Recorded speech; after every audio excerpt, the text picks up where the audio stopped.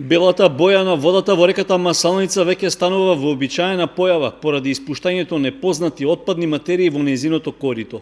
Земјоделците кои имаат ниви во близина, уште од понеделникот попладне забележале оти има нов помор на рибите и на останатиот жив свет, па како и неколку пати досега ги известиле надлежните во водостопанската подружница.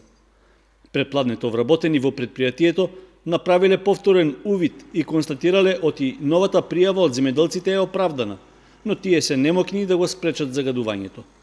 Причина за тоа што непознат е субјектот или изворот на загадување, иако досегашните слични случаи веќе биле пријавени кај инспекцијските органи. И покрај сите обиди да се пронајде виновникот за тоа, се уште не е пронајден. Веројатно станува збор за префрлање на топката едни на други помеѓу Министерството за екологија, инспекторите помеѓу себе префрлат топката, односно инспектор за рибарство со инспектор за екологија.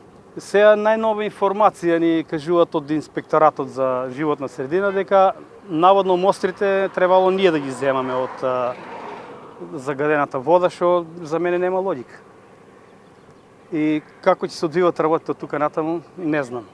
Загадувањето на водата во Оризарска река, односно во Масалница, беше констатирано и пред 10 дена.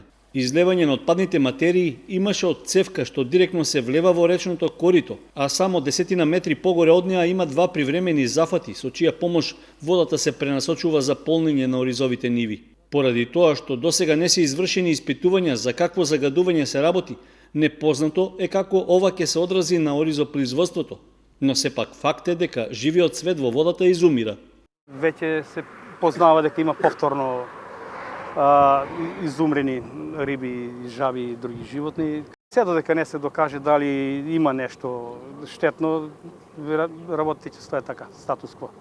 И додека надлежните инспекторски служби си ја префрлаат одговорноста, загадената вода во Масалница тече и ја уништува фауната во неа, а понатаму и во Брегалница.